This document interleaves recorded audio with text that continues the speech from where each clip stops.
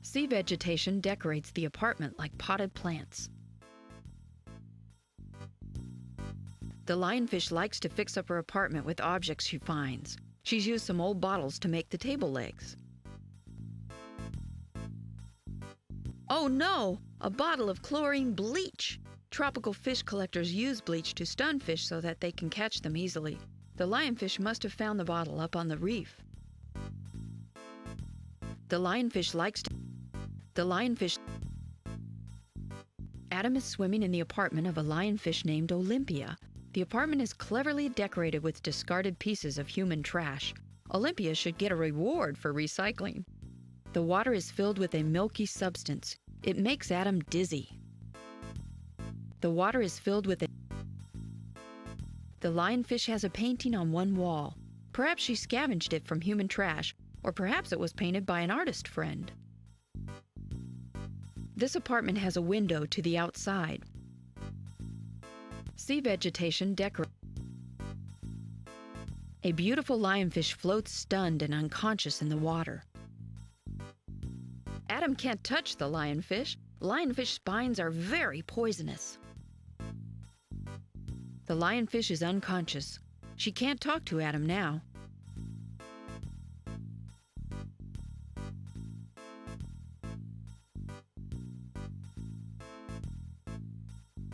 Adam picks up the bleach bottle and stores it away in his garbage bag. That stops new bleach from leaking into the water, but the apartment is still full of this stuff.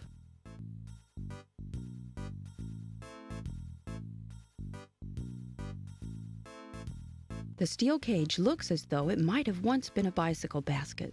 Although it was dumped as trash, Adam thinks he might be able to find a new use for the cage.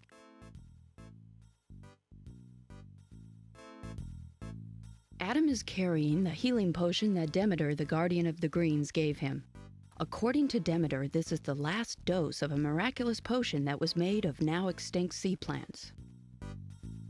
Adam is carrying sea urchins given to him by Narcissus in thanks for saving him from a plastic baggie. The sea urchins are small creatures that eat algae. The bronze trident has a long handle and 3 prongs on one end. The 3 prongs have pointed tips. Adam's carrying a transmitter from Dad's lab. This transmitter is the kind Dad uses with a buoy and cable to mark underwater hazards for cleanup by a salvage team. Adam is carrying a clear glass jar. There's a lid on the jar. The cloth has oil on it from cleaning the oily shell.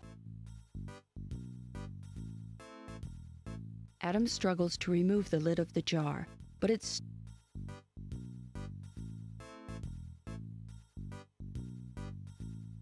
Adam sees nothing of interest.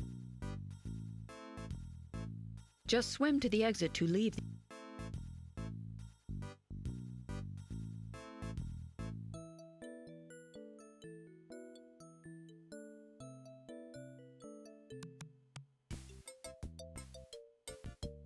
A red deflated balloon is lying on the floor. It looks like it came from the same bunch of red balloons that the boy on the cruise ship was playing with. So that's what Adam saw in the courtyard.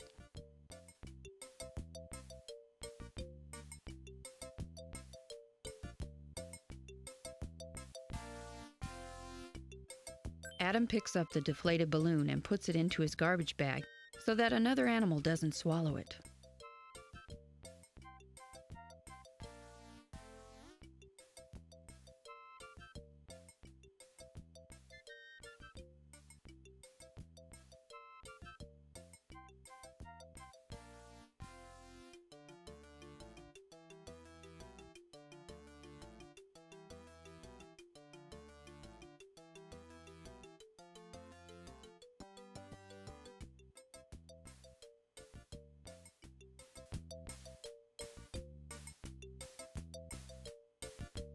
The poor sea turtle appears to have something stuck in his throat. He's having trouble breathing.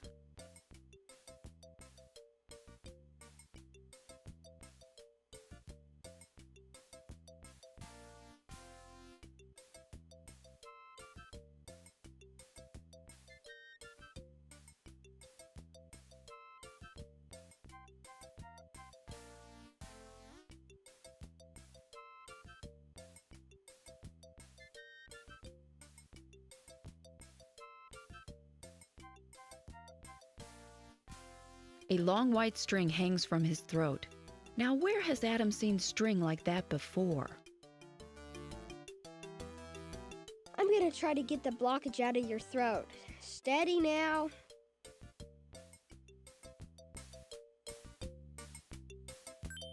Adam pulls on the string. Boy, it's really in there. Well, that didn't help much. The string came off, but whatever is stuck in the turtle's throat is still in there.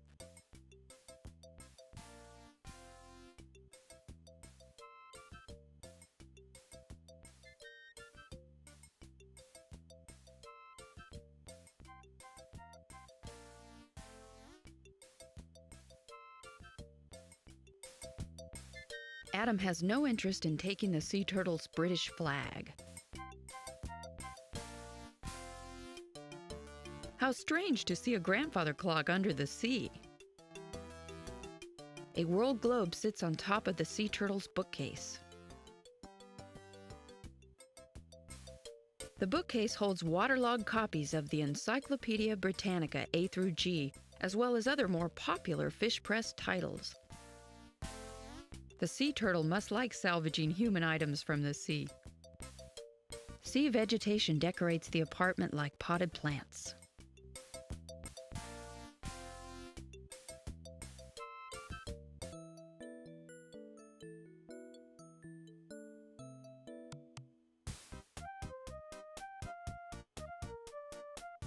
Cool! It's a carving of a dolphin. The swordfish's snout is obviously good for more than surgery. On the wall is a diploma from William and Moray College.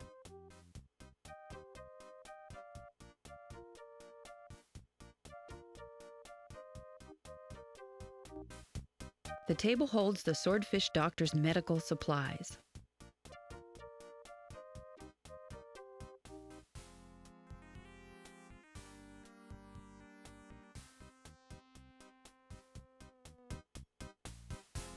Unfortunately, there doesn't seem to be anything on the table that would help the swordfish out of his predicament.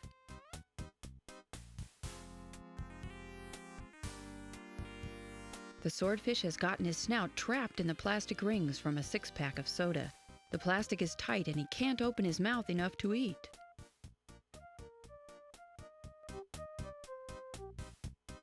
The plastic is wrapped tightly around the swordfish's snout. Adam can't pull it off with his hands.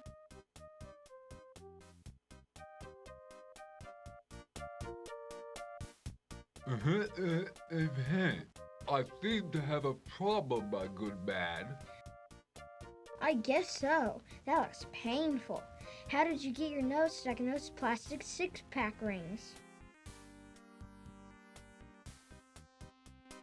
I was digging for food like I always do. These abominations was under the sand.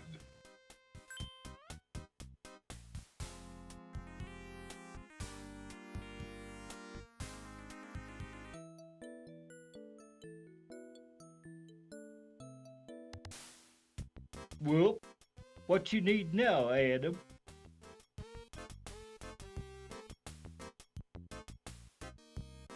Why are you so blue, Gregarious? I'm holding my breath. Why on earth are you doing that? You see these bandages? I keep getting hit by the same dumb speedboat every time I go up to the surface to breathe. Dang propellers, I'm just not going up there no more. But you're a mammal. You have to go up to breathe real air or you'll suffocate. Nope, don't care. I ain't going. That propeller has gotten the last piece of Gregarious A manatee by a gill. How about if I go up there with you?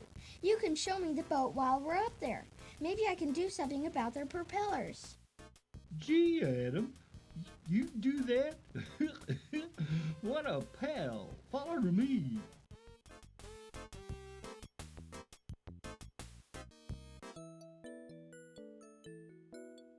Adam follows Gregarious as he leads the way up out of the city towards the ocean's surface.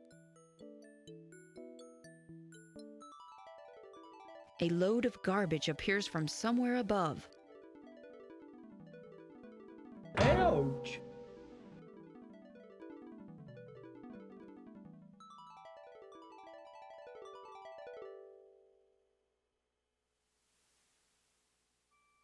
Oh, it sure feels good to breathe. Is this the boat? Yup. Gosh darn propellers anyway.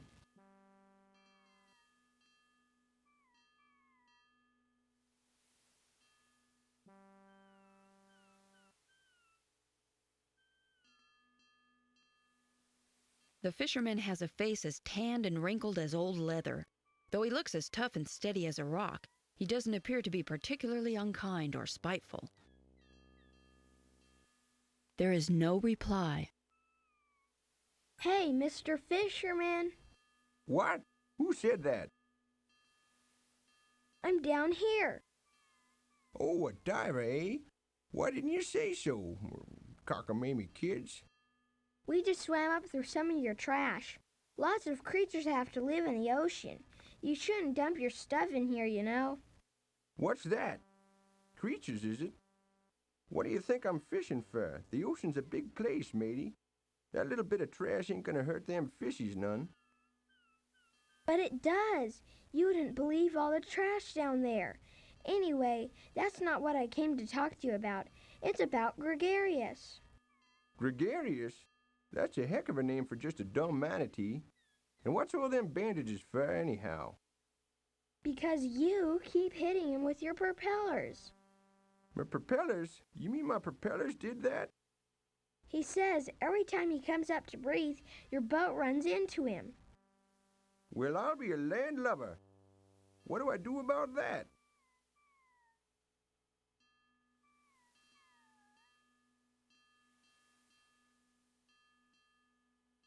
Good idea, but Adam needs some way to fasten the cage to the boat.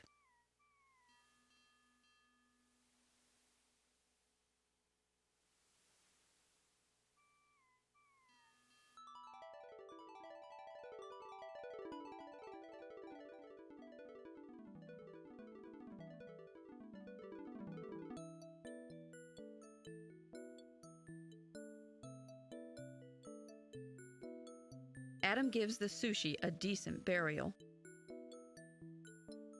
Adam just says no and trashes the wine bottle. All right! Adam makes a clean sweep of the garbage around the fish apartments. A water pump, old but still working, lies on the ocean floor. It must have fallen from the fisherman's boat.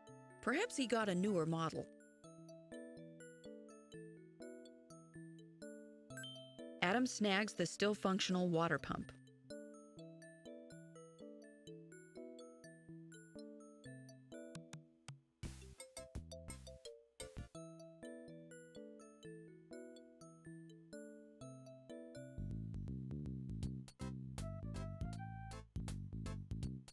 That's a good idea, but Adam needs to pump the contaminated water out of the room somehow.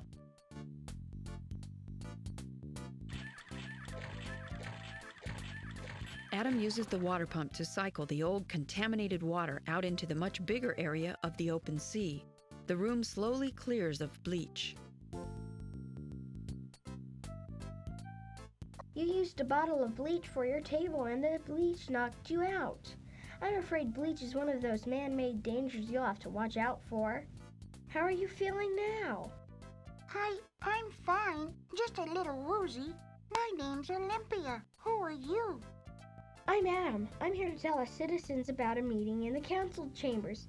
The mayor's asked everybody to come. A meeting? You mean with other fish? I don't know. I'm pretty shy, I'm afraid. I don't like crowds. Why not? Well, it's my spines, you see. They're quite poisonous. I can't help it, you know, but there it is. I'm always afraid that others will be afraid of me, or that somehow accidentally. But you can't just hide in your room. Everyone needs friends. Listen to me, I sound just like my dad. I guess he's right after all. Anyway, I think you're really nice, and I think your spines are cool. You like my spines? I never thought anyone would like my spines. Well, maybe I could go. It is important, I think. Maybe your spines could help other citizens. If you truly like my spines, perhaps you'll accept a small gift for saving my life. This locket contains one of my baby spines. It's quite potent, though. Be careful how you use it. Wow, a lionfish spine. Neat. Thanks, Olympia. Goodbye, Adam. May you be free from stings as long as you live.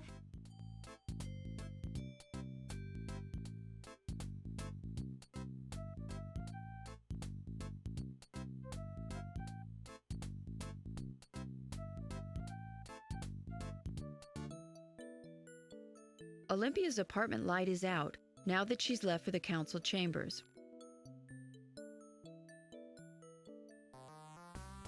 Whoa, dude, who are you? I'm Adam. I came to tell you about a meeting the mayor's called in the council chambers. I'm Epidermis. I'd love to, surf on over there, but I got my own problems, man. Sorry. Yakety yak, it doesn't talk back. What's wrong? I'm gonna have to, remove myself from Illyria, man.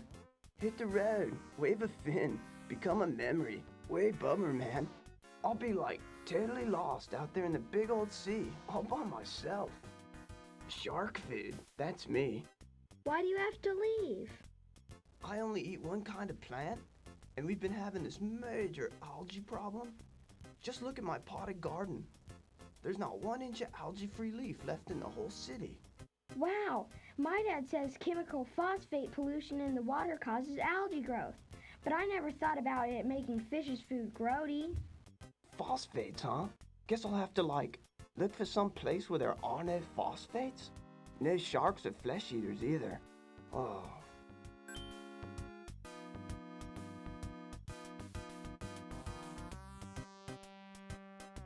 Adam swims over to Epidermis's food plants and puts the sea urchins on the algae-covered leaves. The sea urchins begin to eat the algae. Gosh, they must have been hungry too. Hey, what's the story with the sea urchins, dude? The sea urchins eat algae. They'll clean up your plants, okay? But we need a whole army of sea urchins to clean up all the algae in the city. We can worry about that later, dude. For now, I'm just happy to have some food in my belly.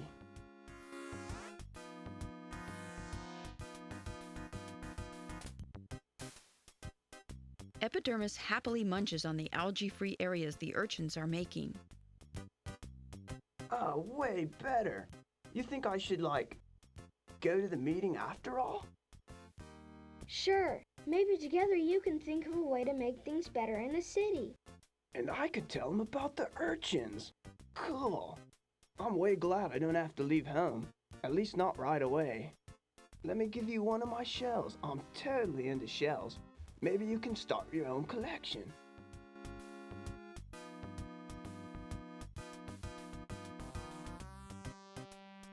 I like this one best because it's sharp as a knife. Just don't cut yourself, dude. And now I'm history, man. Hang cool. See you later. Bye, Epidermis, and thanks for the shell.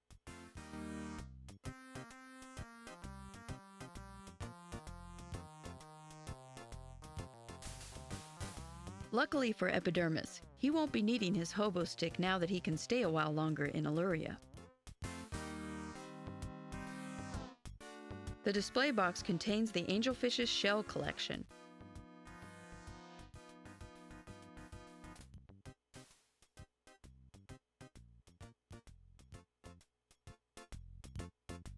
Adam doesn't need the hobo stick. Besides, it belongs to the angelfish.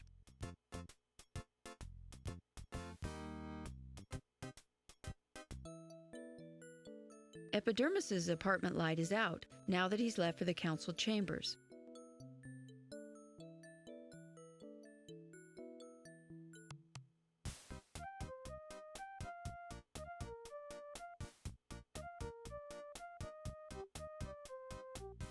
I have a shell with a sharp edge. Let me see if I can get the rings off. Be careful, young man. A snout is a terrible thing to waste.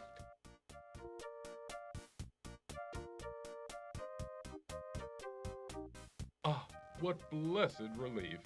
I was afraid I was a bit doomed, good fellow, but your speedy and accurate surgical techniques were my salvation. Allow me to introduce myself. I'm Hippocrates, chief surgeon of Illyria.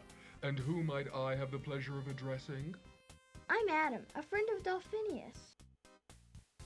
Ah, a delightful chap, Delphinius, and in perfect medical condition. Do you need a checkup, lad? I must confess I know distressingly little about human anatomy, but you're simple creatures. It can't be that difficult. I don't need a checkup. I came to tell you about a meeting the mayor's called in the council chambers. A meeting? Good show. That's just the ticket for what ails us. Before I go, let me express my gratitude by giving you these fishbone tweezers. Perhaps they will serve you someday, as you have served me.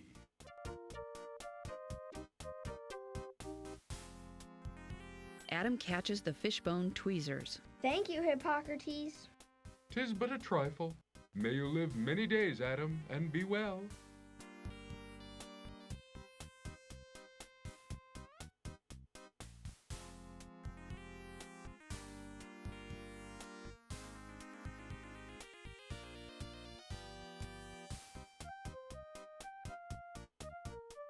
Adam picks up the plastic and puts it in his garbage bag.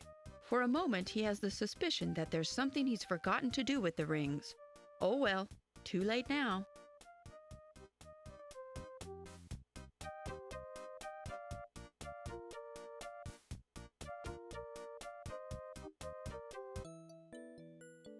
Hippocrates' apartment light is out, now that he's left for the council chambers.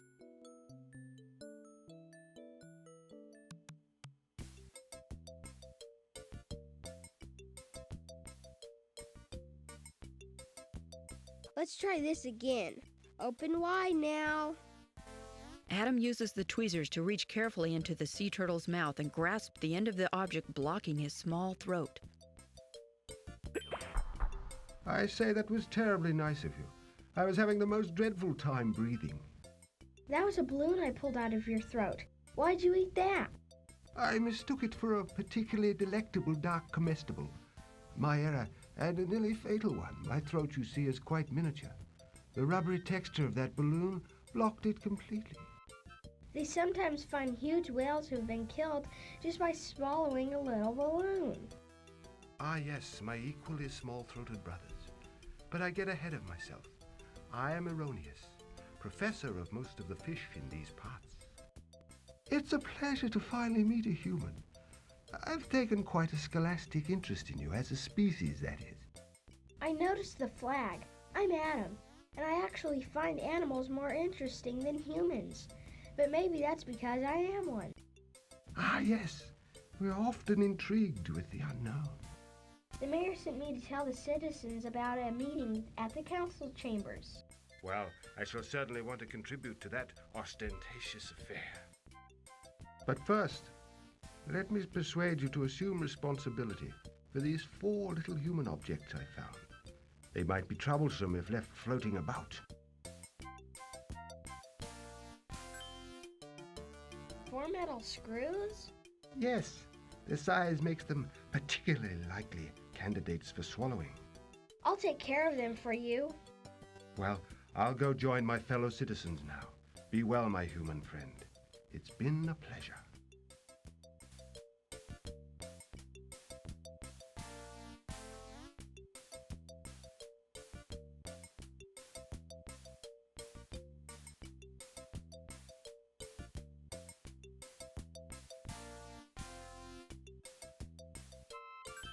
Adam picks up the deflated balloon and puts it into his garbage bag so that another animal doesn't swallow it.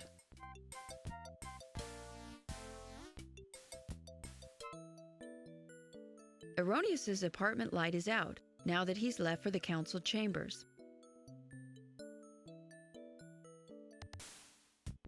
Gregarious isn't here. He's still waiting at the surface for Adam to take care of those propellers.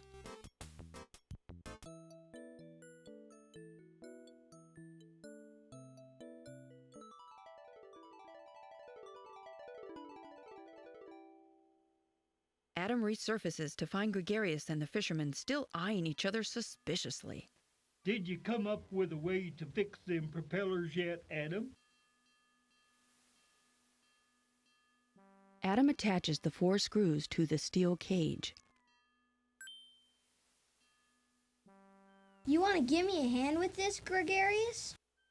Sure, Adam. Adam and Gregarious swim under the boat to attach the cage to the propellers.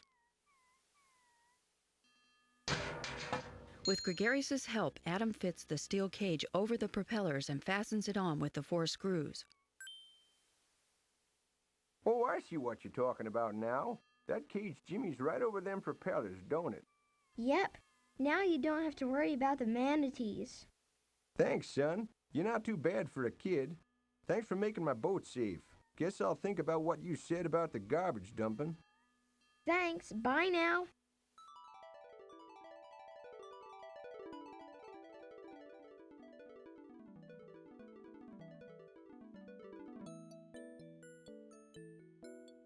Well, all the citizens are gone now.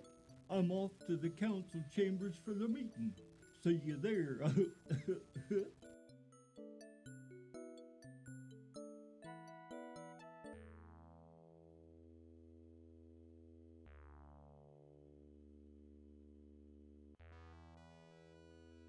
Oh, Adam, you did it! Because of you, we Allurians are ready to help ourselves. The new cleanup committee will keep the dangerous garbage from building up around the city, and the Flesh Eater Watch will sound the alarms whenever that horrible monster gets close. And thanks to your little lesson, we know a lot more about the dangers of human garbage and how to avoid them. I wish I could do more. I wish I could stop all this stuff from bothering you at all. Well, when you return to your world, just remember that feeling, and maybe you can help things get better someday. For now, why don't you take this gold mask as a sign of our gratitude? I don't need it anymore. The citizens seem to actually listen to me as little old Superfluous. The great senator is gone for good.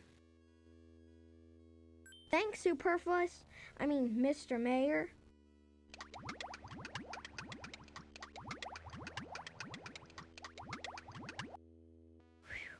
Illyria is safe for the moment. What do you mean? Well, the cleanup crews can't stop that horrid green ooze in the water, and Flesh Eater will keep haunting us. And then there's our food supply. I think we still have to find Cetus, Adam. Now that the city is okay for a while, I think it's time to go search for him. How do we start? Remember, the Oracle wanted to see you again? Let's see what she has to say.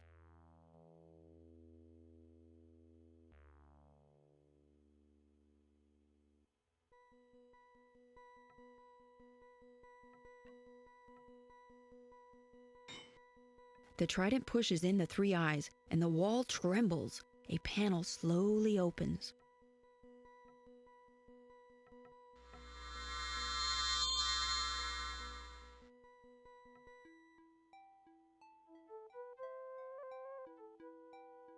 The citizens must give their trust to you alone. Win them, you must. This sign of trust bring back to me, and you shall have the prophecy.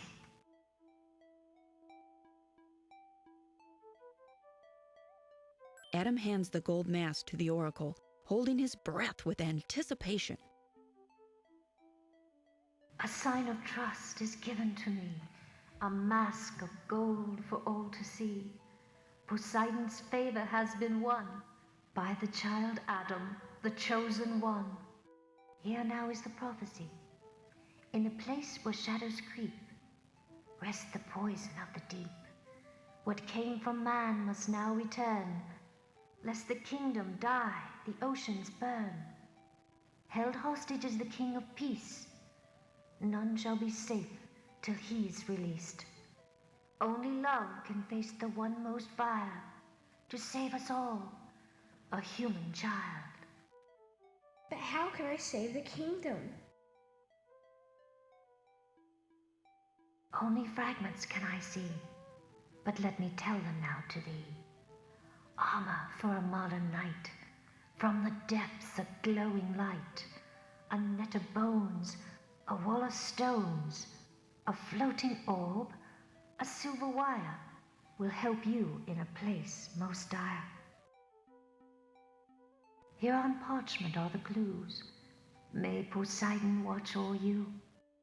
Adam takes a parchment scroll containing the prophecy from the oracle.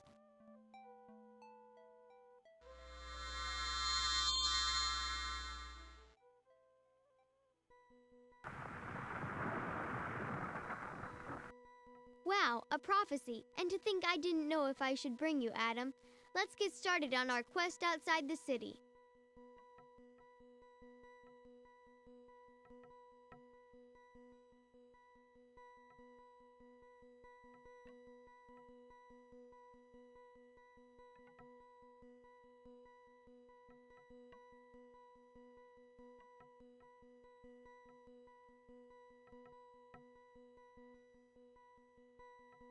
Adam can exit the temple the way he can.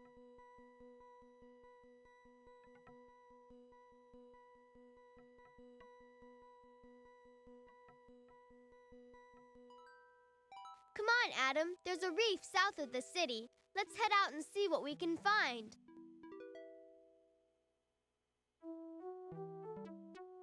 This is it, Adam. We're on our own now. Right out here in the open sea. What an adventure, huh? You're not nervous, are you, Dolphinius?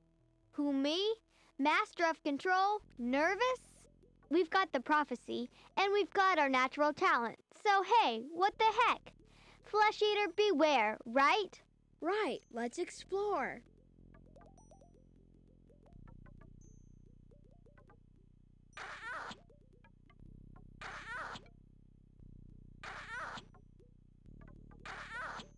Can you stand it? These little fish just love mirrors. They think there's another fish in there. I'm glad I'm one of the higher mammals.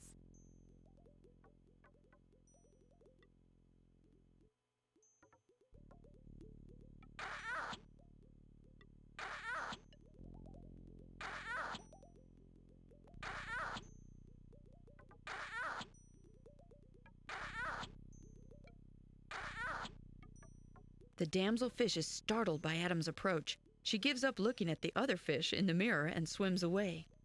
The tasteless underwear goes into the garbage bag. Squawk!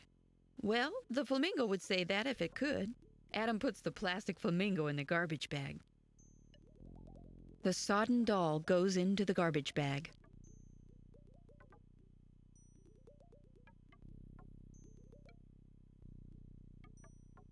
This teddy bear got lost on the way to the picnic. Adam puts the teddy bear into the garbage bag.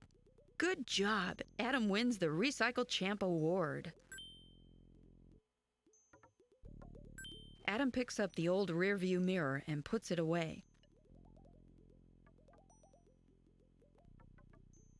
Hey, cool!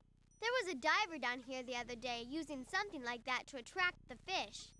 Nice to find somebody who wants to make friends rather than collect us.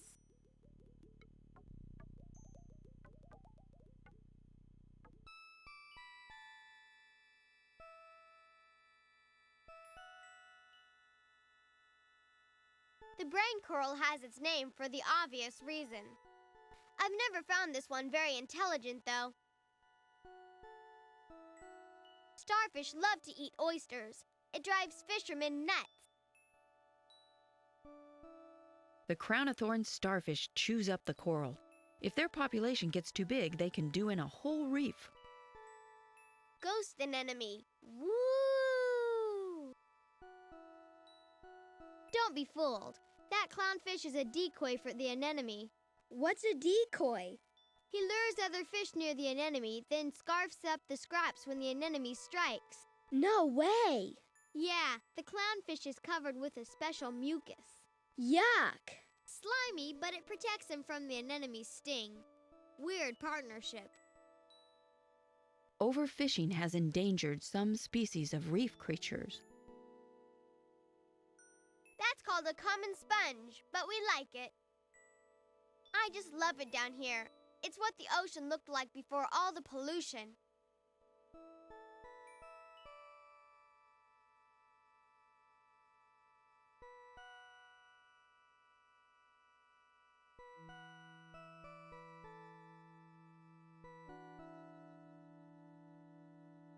A large shape is huddled in the lair, but Adam can't see it clearly.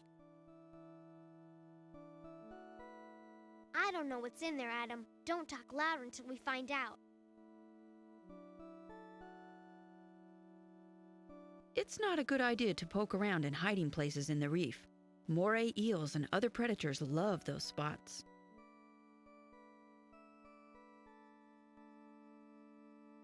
Nope, that doesn't work. The sponges form a soft nest here.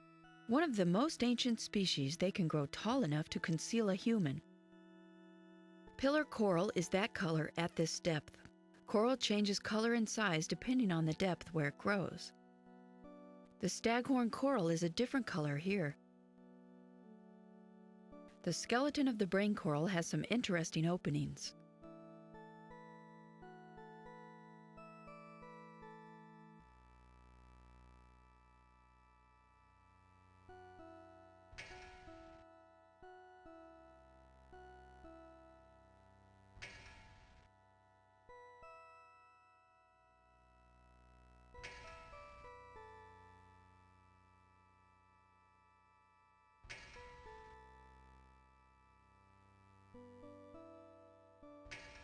Adam picks up the brightly colored fishing lure.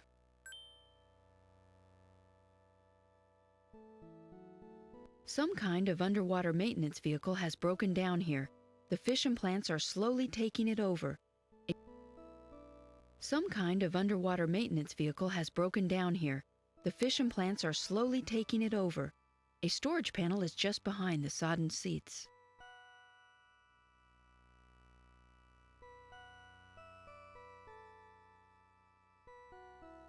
The diving vehicle is going to stay right here due to a general level of malfunction.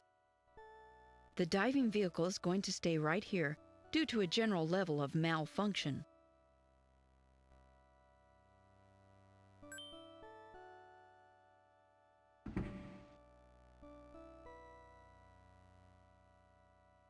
There's just no privacy on this reef.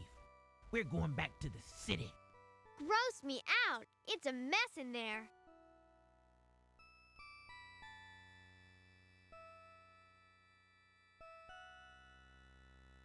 An old hammer covers another tool.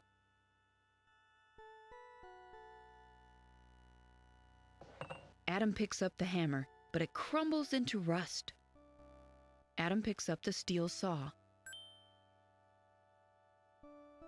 Nothing of importance remains inside the panel. The coral is smothered in silt from the drilling. The toilet tank is on its side. The lid is jammed over the tank at one corner. The lid of the toilet tank is jammed in place.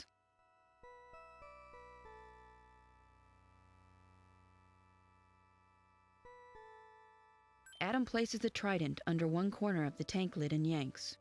The lid pops off and falls to the sand. The toilet has a broken valve. However, the round rubber float is in good condition.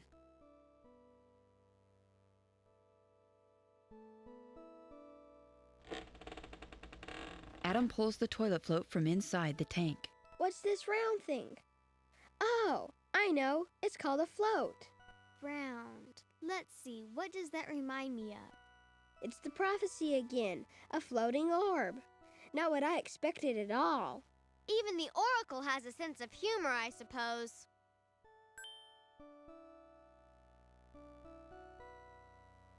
The toilet is too heavy to remove. The fish seem contaminated. Even with his diving gloves on, Adam is afraid to touch them. The fish seem contaminated.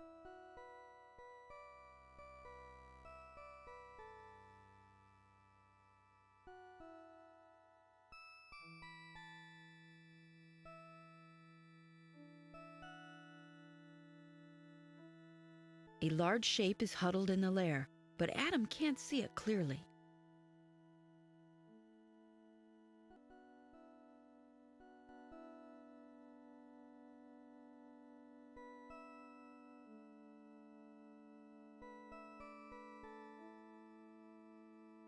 Do you have an aspirin, Adam? I'm sorry, Delphinius, I don't. That's too bad, because I've got a terrible haddock. Phew, Delphinius, your jokes make me sick. Really? Say, you are beginning to look a little eel.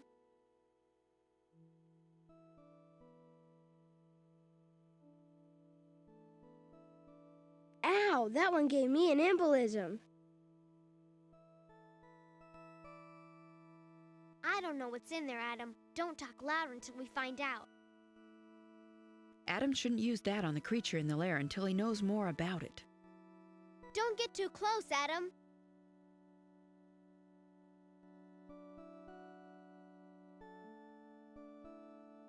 A large shape is huddled in the lair, but Adam can't see it clearly. It's not a good idea. I don't know.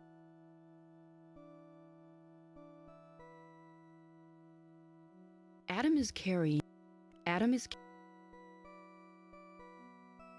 The brightly colored fishing lure has.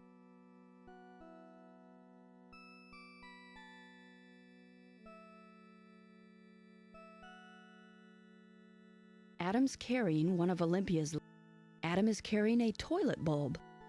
The cloth has. Adam looks at himself critically in the mirror. He thinks he looks pretty good for a cartoon character.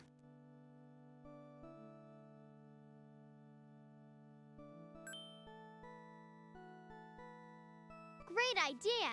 That'll smoke out anything that's hiding in there. Adam, I think I hear someone calling. It seems to be coming from somewhere above us.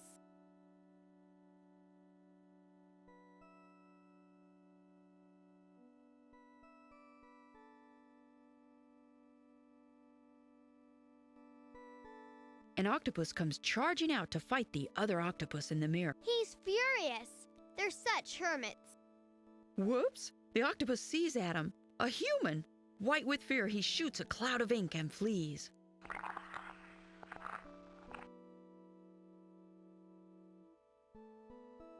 Phew, just like skunks. Actually, like octopi. That ink's supposed to be like a fake octopus to throw you off the track.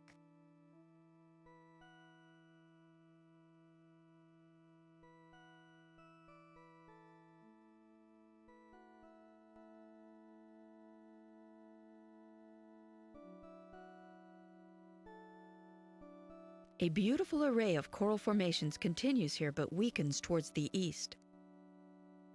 Adam has tricked the octopus into fleeing his territory. The lair is empty.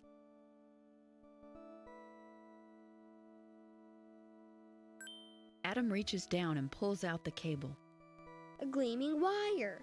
I'm beginning to get an idea about what the oracle meant.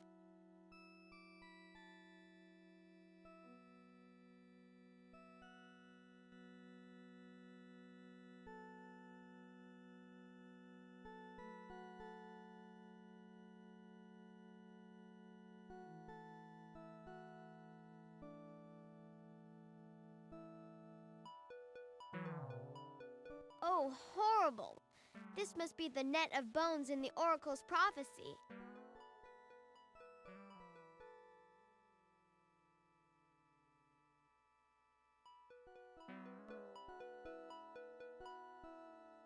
Look, Del. That little lobster over there is still moving. Why, that's Persephone, Demeter's daughter. So that's what happened to her. Do you think you could get her out, Adam? I already know my flippers are useless against that drift net. The lobster is too entangled in the tough nylon net for Adam to get it free with his hands alone. He'll have to try something else.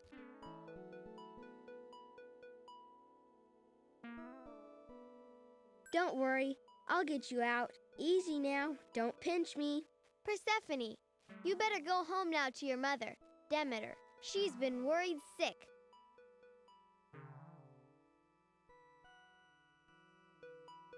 Good going, Adam. At least you have the thumbs for the job.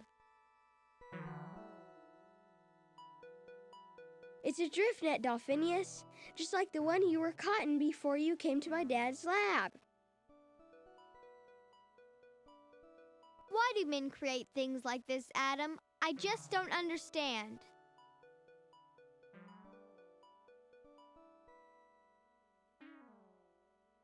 It's used for commercial fishing. There are floats at the top and weights at the bottom to keep the net vertical in the water. The fishermen leave it out and come back later for their catch. But the net doesn't care what it catches, so dolphins and other creatures that aren't any use to fishermen die too. And the nets sometimes get lost, like this one. Unattended nets will just float and kill forever. It's like a time bomb that just keeps going off. I'll tell you a secret, Adam. My family died this way. At least the Oracle told me she saw a net in her visions after they disappeared.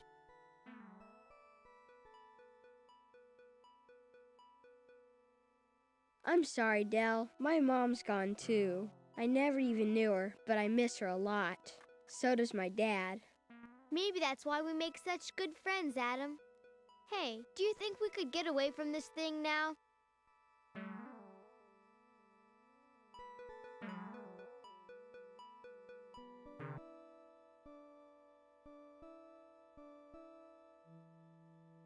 Look at him. He's trying to convince you that he's really a rock. Close but no cigar, huh? Octopi can change both their color and their texture. I heard of an octopus who had a nervous breakdown trying to make himself look like an oriental rug.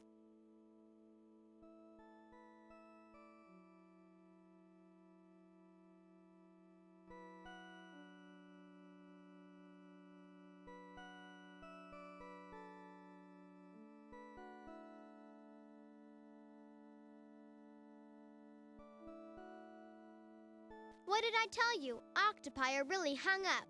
I doubt he'll touch it while you're watching. Better hide.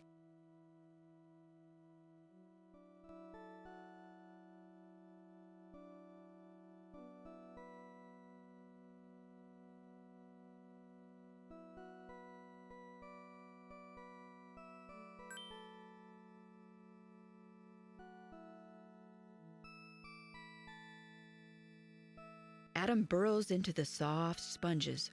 From this comfortable hiding spot, he peers out at the octopus.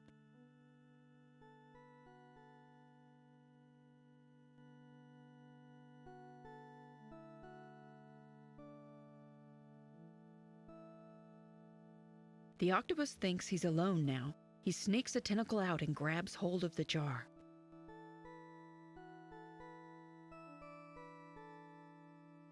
He thoroughly explores the jar.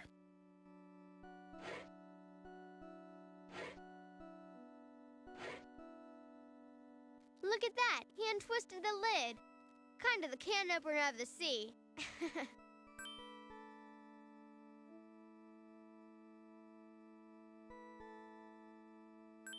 Adam picks up the open jar but keeps one eye on the octopus.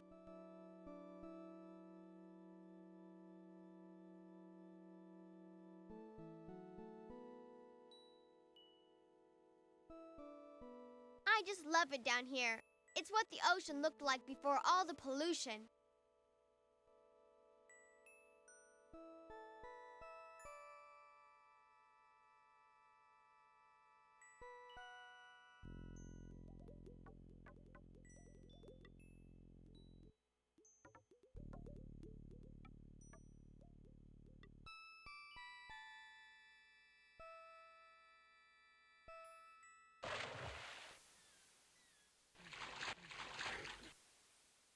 The pirate ghost has the job of guarding the treasure.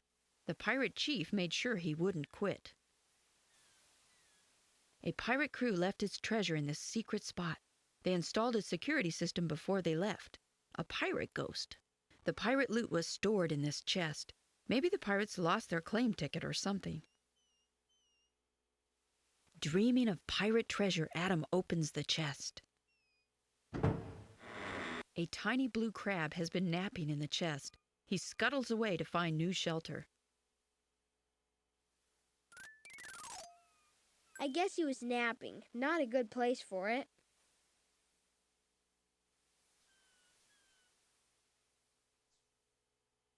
It's a conquistador's pike. Someone made sure the pirate on duty would get the point. The chest was empty except for the crab. Someone else has been here recently. Unless, of course, you believe in 100-year-old crabs. No doubt this is a skeleton key. No doubt this is... The key's stuck under the pike tip. Adam feels creepy about touching a skeleton.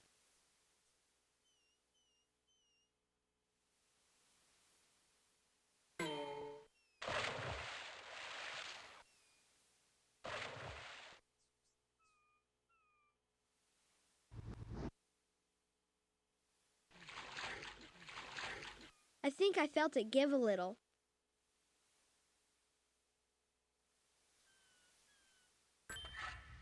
The pike snaps into pieces and the key goes flying into the water.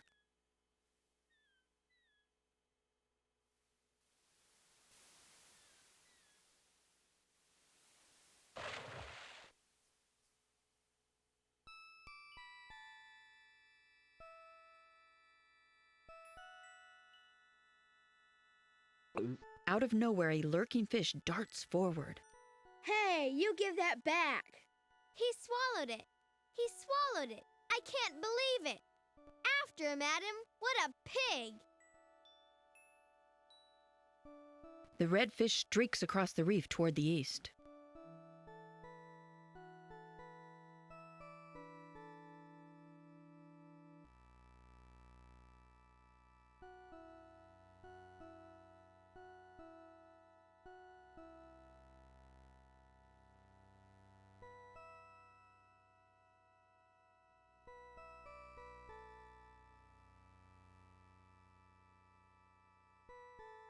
Psych! The red fish takes off again.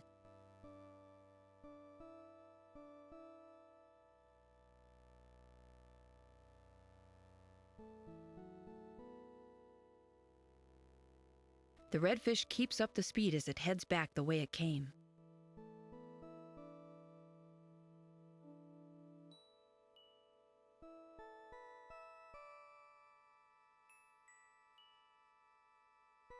Rats, we lost him. Where'd he go? Don't know, Adam, but I do know he's packing iron.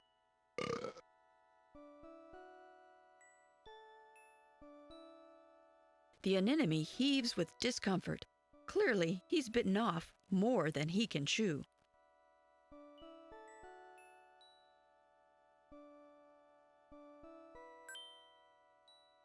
Adam moves the bright fishing lure in front of the anemone.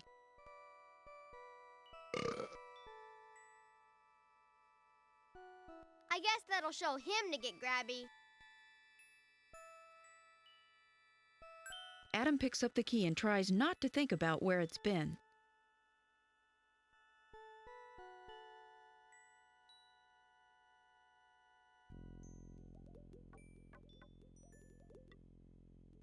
Ooh, weird. Let me look at that. Blow me away. It's a flashlight fish. He's one of those nocturnal types, so I don't know what he's doing there. Nocturnal? Yeah, comes out at night, lives down deep during the day. I wonder why he didn't go home. Something must have happened.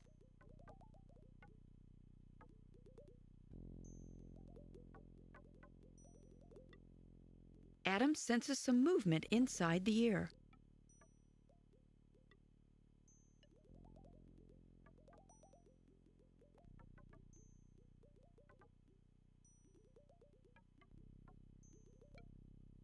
The flashlight fish darts into the jar and settles in the bottom.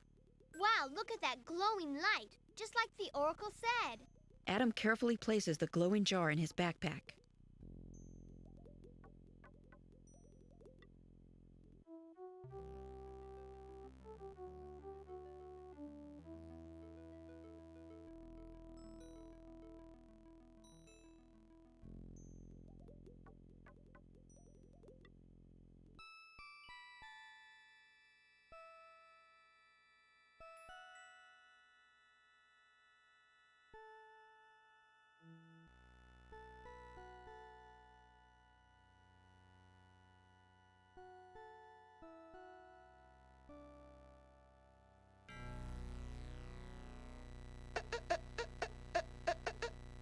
Adam, I can't see where I'm going. Let's get out of here before we get hurt. Adam holds out the glowing jar. The flashlight fish senses the friendly dark of the cave.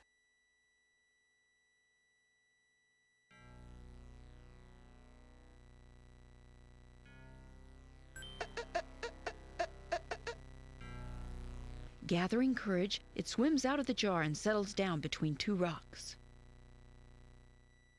What a relief! Now I can see where I'm going. Adam puts the empty jar into his recycle bag.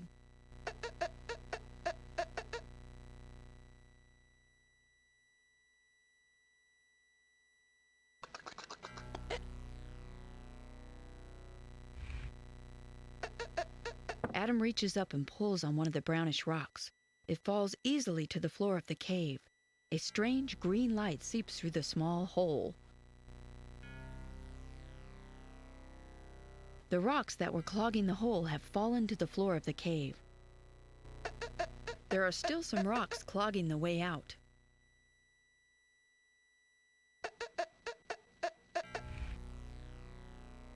Another rock pulls out easily. It must not have been there very long.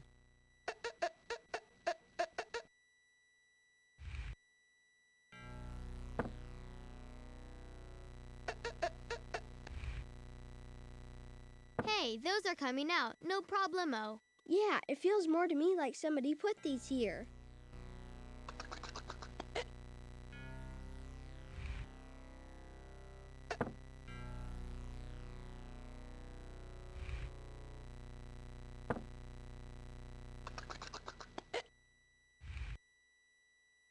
The greenish color of the water intensifies as the rocks come out.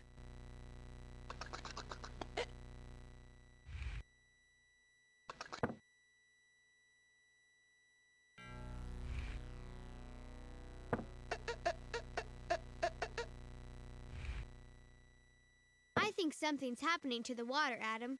I'm getting dizzy. My sonar feels a little off or something. Should I stop? No, we've got to find out what's on the other side.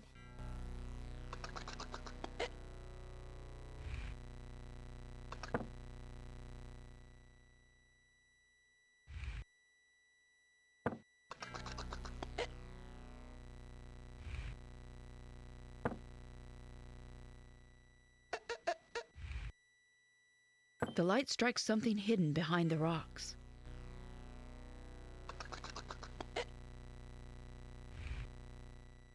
The light strikes something hidden behind the rocks.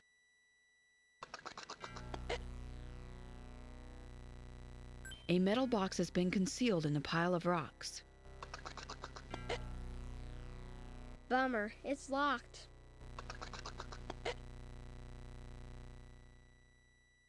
The key turns halfway in the lock and then stops. It seems that salt water has rusted the mechanism. Adam eases the lock with the oily rag.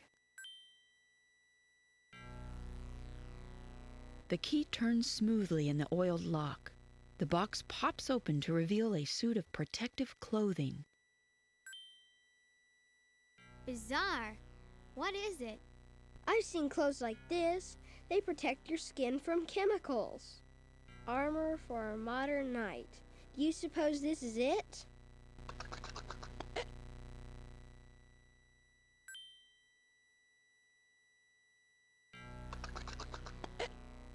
Adam feels an immediate relief. Whatever was in the water was making it really hard to think. Adam, I can't go any farther. Whatever is in this water is really affecting me. I'll wait right here as long as I can take it. Adam signals okay to Delphinius.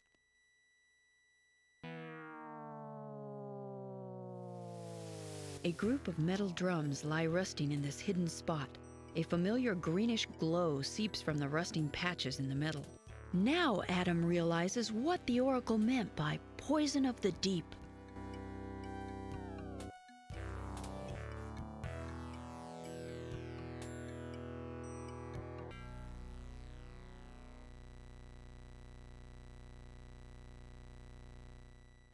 That suit's hot.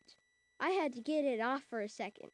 I found it, Delphinius. I know what the poison of the deep means in the prophecy. Somebody's dumped toxic waste in the whole bunch of barrels. It's incredible. Everything in here is dead and the barrels are leaking. What do we do now? I know I shouldn't touch them. My dad's been real clear with me about that. He's done a lot of research into salvaging this sort of stuff. You need experts to deal with toxic waste safely. I know some things, but I'm definitely not an expert. Can't you figure something out? I'm working on it. I know you have everything you need, Adam. The solution has got to be some human-type device. Otherwise, we ocean creatures could handle it ourselves.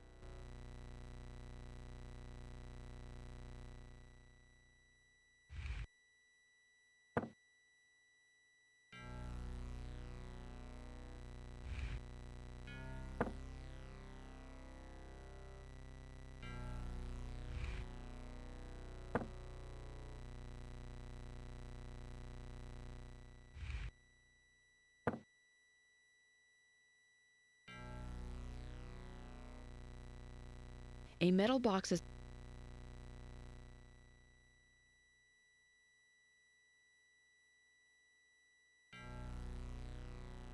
Adam puts on the protective suit.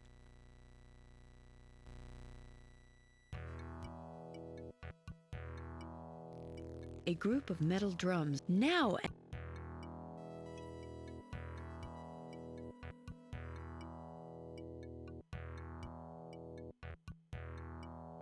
Adam's carrying a flush, flush, flush, flush. Adam fixes the sonar transmitter to the float. Adam attaches the impromptu satellite buoy to the cable.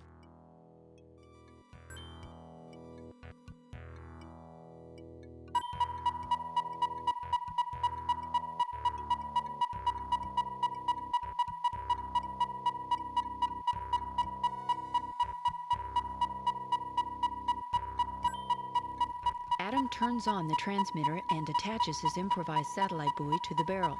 The float rises toward the surface. The transmitter is emitting a constant, powerful signal.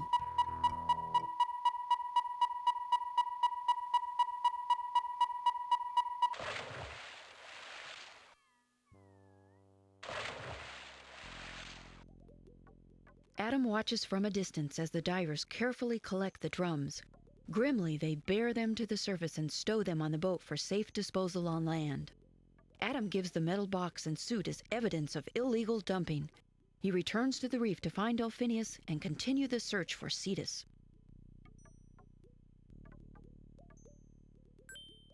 Adam, you did it! The poison is gone. The first part of the prophecy is fulfilled.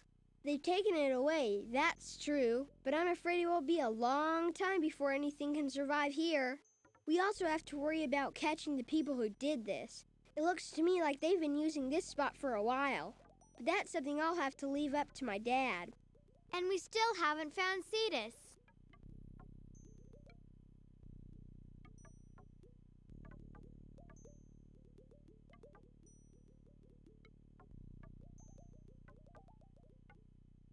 The harpoon gun is a reminder of the dreadful practice of whale hunting. This one has been triggered. The cable from the harpoon is still attached to the gun. The ship's cabin door is jammed shut. A cable from the harpoon gun is caught in a corner of the cabin door.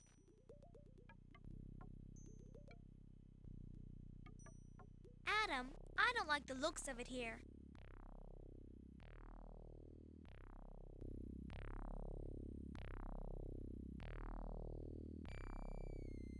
Adam! But behind you! Flesh Eater, run!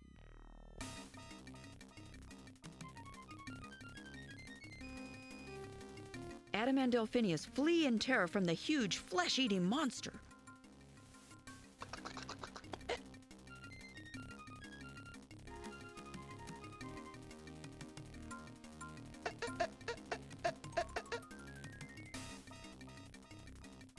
With a feeling of utter helplessness, Adam prepares to feel the sharp bite of Flesh Eater's jaws.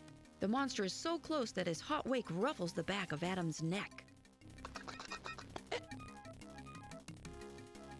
In their panicked terror of the danger behind them, Adam and Delphinius fail to notice the danger in front of them. They both plow headfirst into the drift net. The nylon mesh wraps its arms around them. The two are trapped. Delphinius, we're trapped. Adam, you've got to save yourself. I'll never get out of this thing, but you still have a chance. I won't leave you, Del. So what? We both end up manta food? Do it, Adam. Save yourself. Adam waits for the manta to finish them off. Two helpless victims trapped in the net. To his surprise, Flesh Eater only circles them.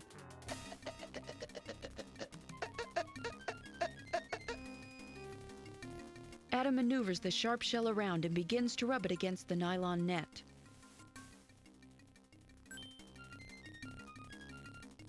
The shell saws through the nylon, loosening the net's grasp on Adam. He's free! You did it, Adam. Now get out of here, fast! Are you crazy? What kind of friend do you think I am? Adam turns back frantically to cut loose his friend.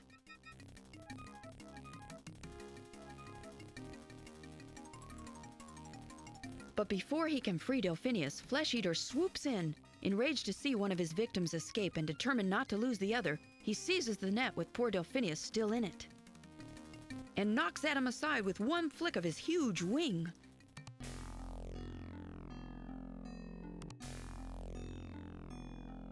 Adam, find Cetus. Only he can save me now.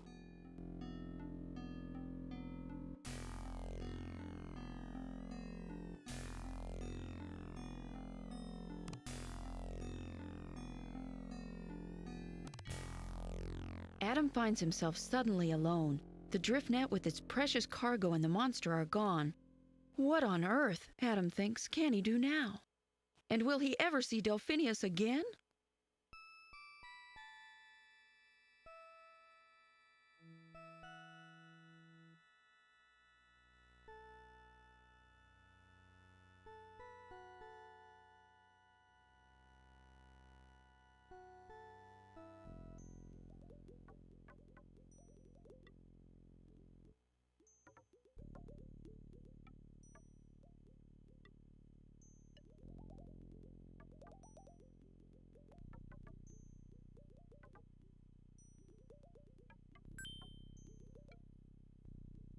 Adam wedges the trident under the crack of the bloated ship's door and pushes on the handle as hard as he can.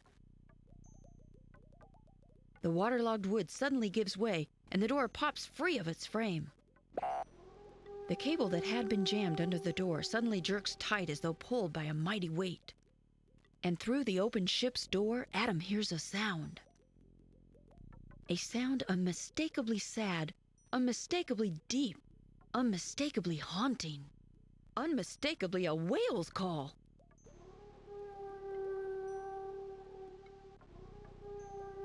The whale call is louder here. It's echoing down from somewhere above the ship.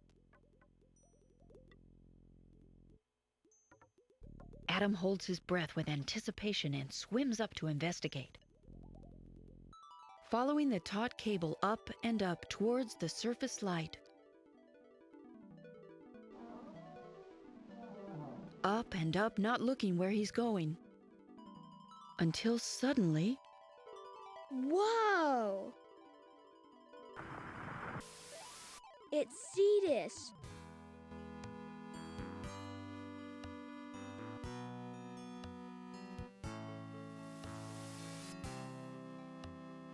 The mighty Cetus floats helplessly near the ocean's surface. He is terribly still.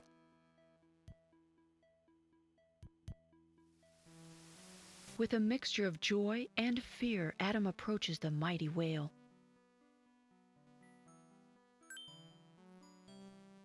Your Majesty, you're hurt. No wonder you've been missing. You're trapped here by that harpoon. Yes, child, and you are the one foretold. I fear you may be too late. But what happened? How did you get harpooned? It was Flesh Eater. I heard him cry out and went to help. He tricked me into the whaler's path. Can't you get free? You can't just die. Illyria needs you. The harpoon holds me fast. I cannot get it out of my mouth. I am so weak. I have not long. Cetus sinks into unconsciousness and his great eye shuts. The harpoon wound has become infected, and he is near starvation from being trapped in this one spot. Cetus is getting weaker by the moment.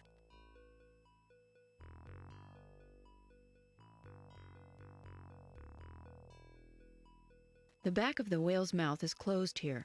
Adam will have to get further away from the whale if he wants to get in Cetus's mouth. Cetus is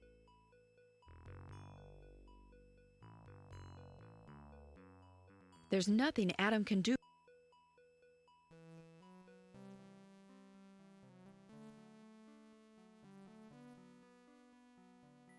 From here, Adam can see that unconscious Cetus's jaw has grown slack. His mouth opens and closes in a regular rhythm. Adam decides to make a dash for Cetus's moving mouth.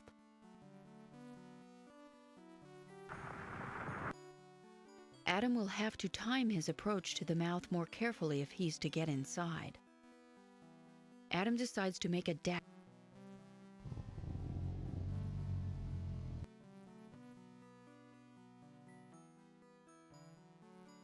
The hex.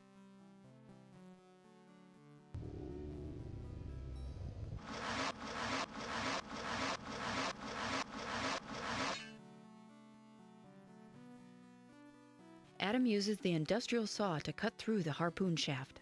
The barbed harpoon head falls to the bottom of the sea.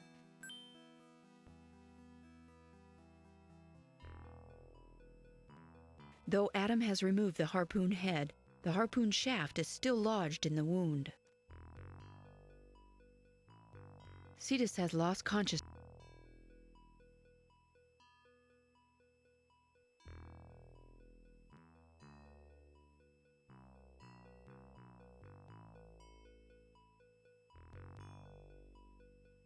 There's nothing Adam... Now that the head of the harpoon...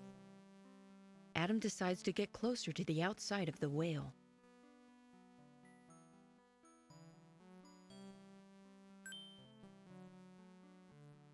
Adam carefully works the shaft backwards through the wound.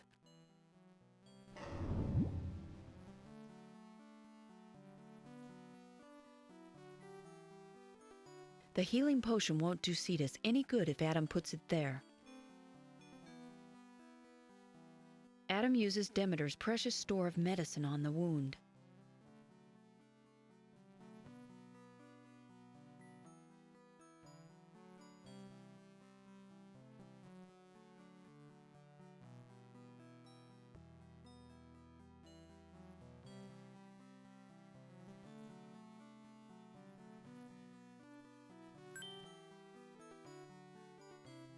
Cetus, you're awake. Are you feeling okay? Are you gonna make it? Be calm, child. I am much better. I feel the wound already healing. You have saved me. Now that you're better, we have to save Dolphinius. Flesh Eater took him and he's in terrible danger. Flesh Eater, it is time to end the killing. I will call him forth. You must go rescue the dolphin. Meanwhile, Delphinius is reliving the nightmare of being trapped in a drift net, unable to reach the surface for air, unable to free himself. This time, however, Flesh Eater is there to add to his terror as he circles the dolphin, waiting for his victim's struggles to cease.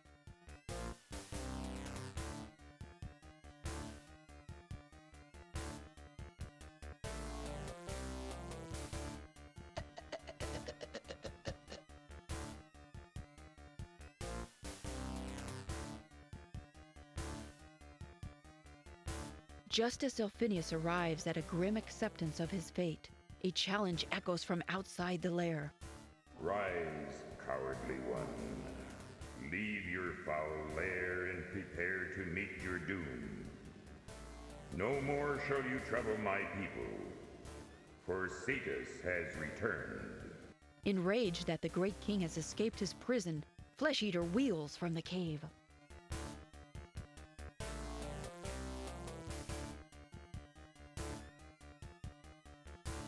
Go into the lair. Save the dolphin while you can, little one, before it's too late.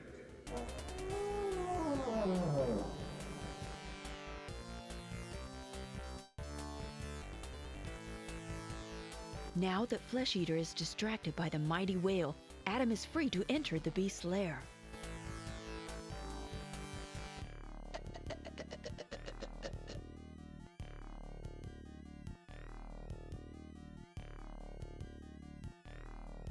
Oh man, I'm glad you showed up.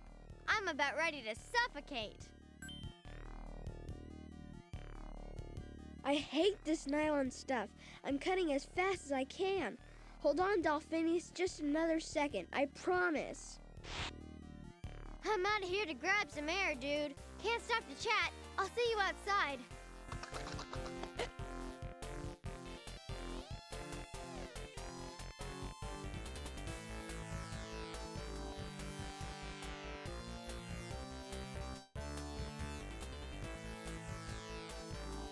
Adam's carrying one of a...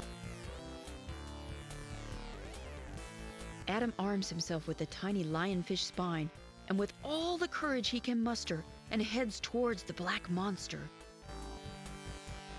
While the manta is distracted by Cetus, Adam manages to get close to one huge black wing and pierce the tough hide with the lionfish spine. There's a moment of terror in which Adam is sure the poison will not be enough to even slow down the huge beast. But it's enough to make him hesitate in his attack, if only for a moment. And that moment is enough.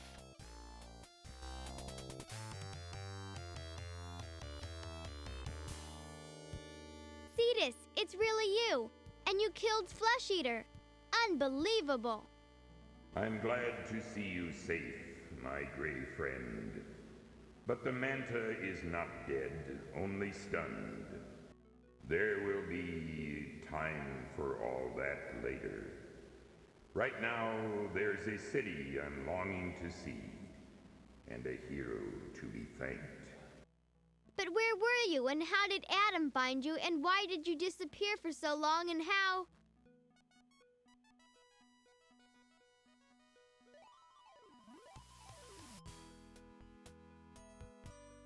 In a true champion's welcome, Adam rides on the back of King Cetus in a slow procession to the city. Cetus bellows an announcement of their triumphant return. Come forth, children. Greet thy king and the boy called Adam. Adam slips off the back of the mighty whale and swims to join the happy Illyrians.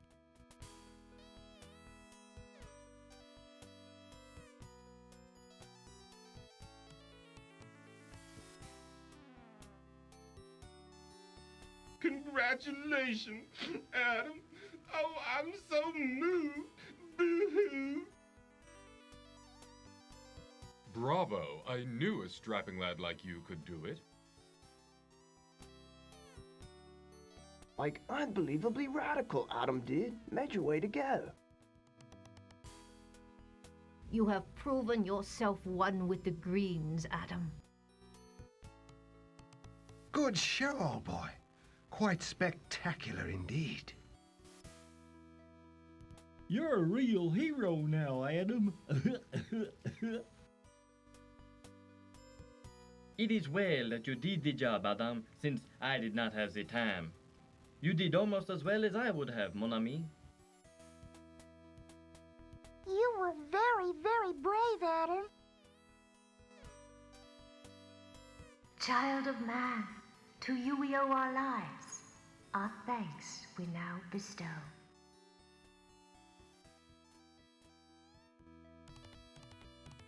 Adam, you have rescued me from certain death. You have helped put an end to Flesh Eater's reign of terror. You have saved Illyria from ruin. You have made us believe that mankind is perhaps not the enemy we feared it to be. That man can even be a friend. Thank you, great Cetus. I have learned much from all of you, too.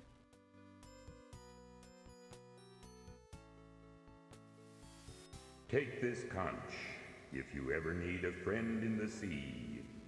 Blow the conch and help will come.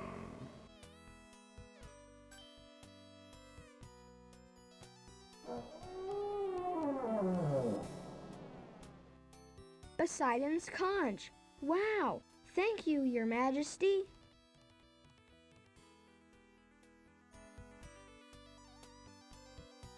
Now, home with you, child. Delphinius, I believe your friend could use a ride back to the land of men. He looks a little worn out.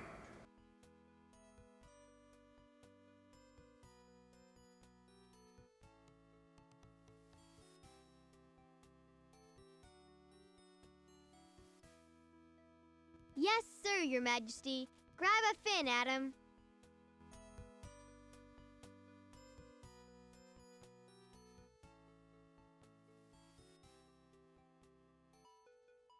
Adam bids farewell to Illyria and King Cetus, and grabbing on to Delphinius's dorsal fin, hangs on tight for the long ride home.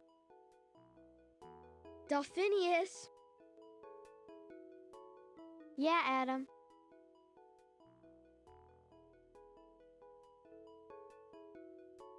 Will I ever see you again? What? Are you kidding? You and your dad diver dance? You'll see 100 dolphins in your lifetime, Adam. One of these days, one of those dolphins will be me. I love you, Delphinius. Oh, get out of here, you nut, yeah. I love you too.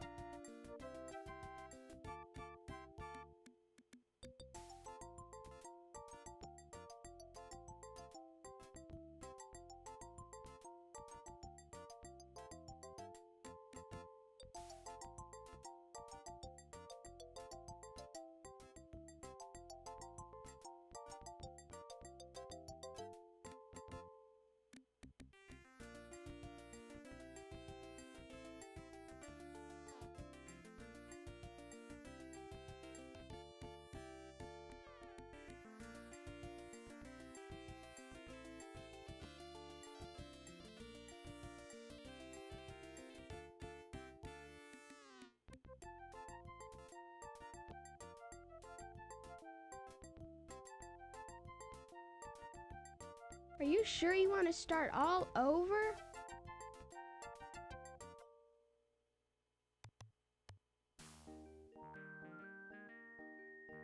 If you want to go join that volleyball game, why not take a break?